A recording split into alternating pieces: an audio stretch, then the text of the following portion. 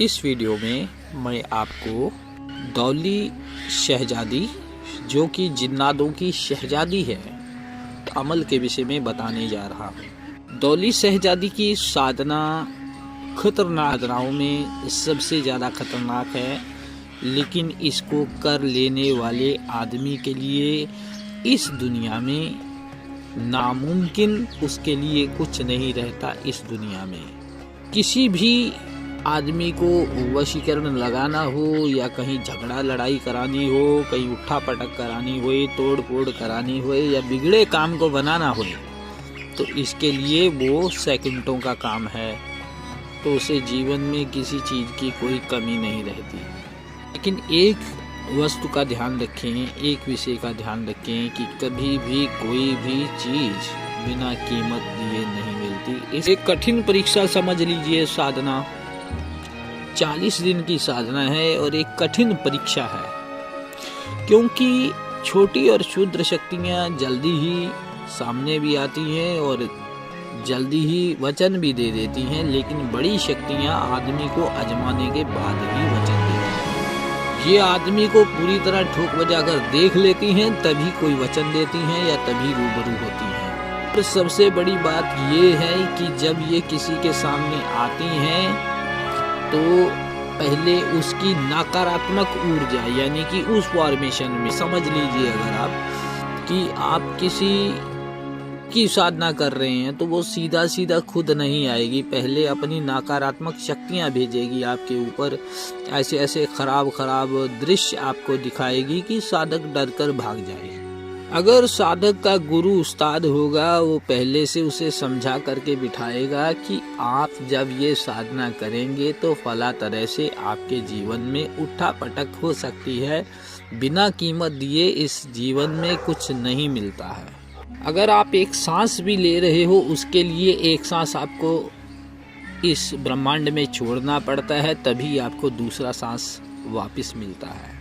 इसके साधना करने के लिए आपको किसी मरघट या किसी शमशान में जाने की ज़रूरत नहीं है। इसको एक एकांत स्थान पे, एक शांत कमरे में, जिस कमरे को पहले से लीप पोत कर बढ़िया से चूना वगैरह करके साफ कर लिया गया हो और उसके अंदर कोई दूसरी चीज, अन्य वस्तु मौजूद न हो। ना साधना के दौरान पूरे 40-45 दिन, जितना देर भी साधना चलेगी, कोई अन्य व्यक्ति वहाँ प्रवेश न हो। इस साधना के दौरान सबसे पहले 2-3 दिन कुछ होता ही नहीं है। 2-3 दिन बीत जाने के बाद एकाएक साधक के सामने बड़े डरावने मंजर आने लग जाते हैं। धरती का हिलना,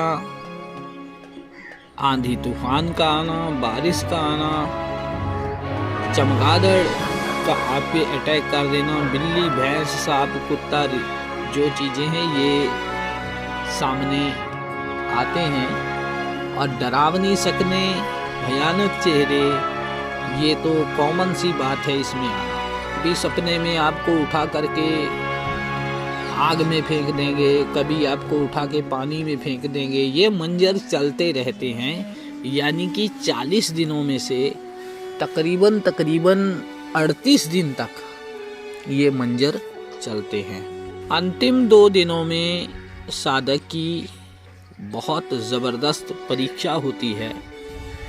दौली शहजादी की दासियां बहुत सुंदर रूप बनाकर उन लास्ट के 2 दिनों में आदमी के इर्द गिर्द आने लग जाती हैं और तरह तरह से उसको रिझाने का प्रयास करती हैं। मार्ग से हटाने के लिए एक साइकोलॉजिकल गेम शुरू हो जाती है।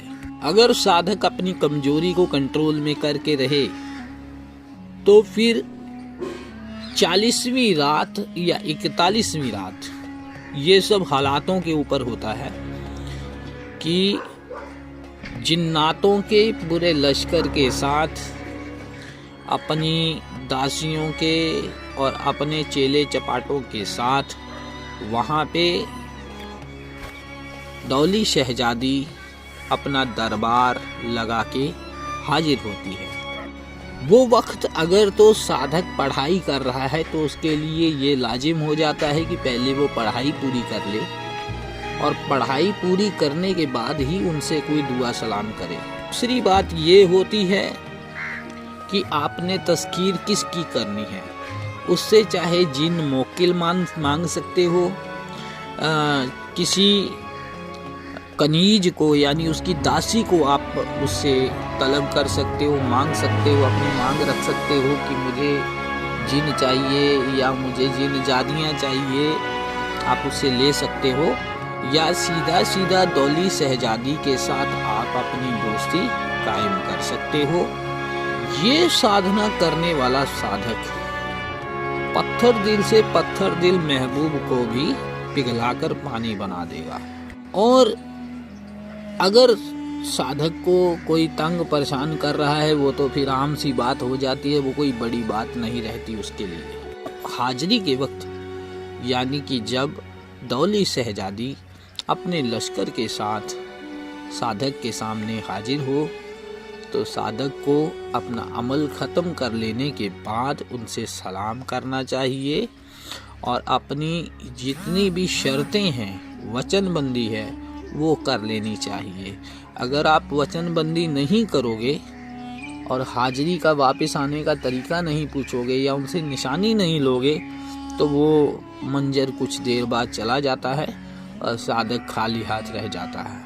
देखें, इस साधना के पहले दौर में यानी कि कम से कम नहीं तो हफ्ते तक तो कुछ महसूस ही नहीं होता।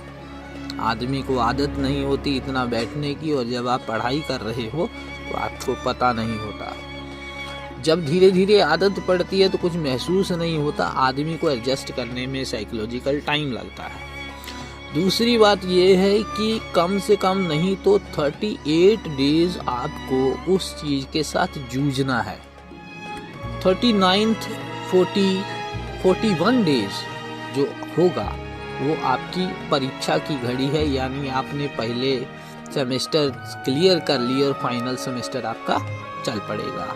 वो 3 दिन डिसीजन मेकिंग टाइम है आपका, यानी कि उसी के ऊपर निर्भर करती है आपकी जो पिछली मेहनत की हुई है, सब उसी के ऊपर निर्भर कर रही है। लेकिन हाँ देखिए, इतनी गरमाइश वाली जब साधनाएं की जाती हैं तो इनमें थोड़ा खतरा ज़्यादा होता है, इसलिए बिना गुरु से आज्ञा लिए, बिना उस्ताद से मार्गदर्शन लिए ये कोई ऐसा आदमी उठ के ना करे, या कोई जहनी तौर पे कमज़ोर हो, शारीरिक तौर पे कमज़ोर हो, तो वो आदमी को परेशानी आएगी ही आएगी। कई बार ऐसी गरमाइश वाली साधनाएं उठा लेने से क्या होता है कि आदमी का मेंटल बैलेंस हिल जाता है, फिज़िकल कोई डिसेबिलिटी हो जाती है।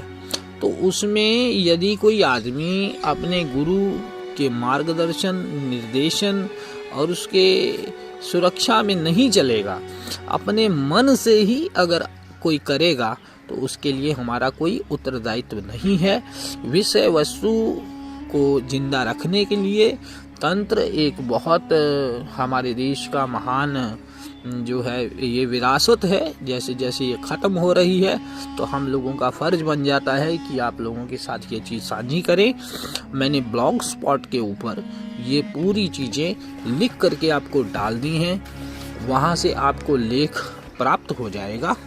पूरी विधि और लेख पढ़ने के लिए आप ब्लॉग स्पॉट को फॉलो कर लें। चैनल को जिस भाई ने अभी तक या बहन ने सब्सक्राइब नहीं किया है तो आपसे मेरी इल्तिजा है कि चैनल को सब्सक्राइब कर ले नए विषय के ऊपर।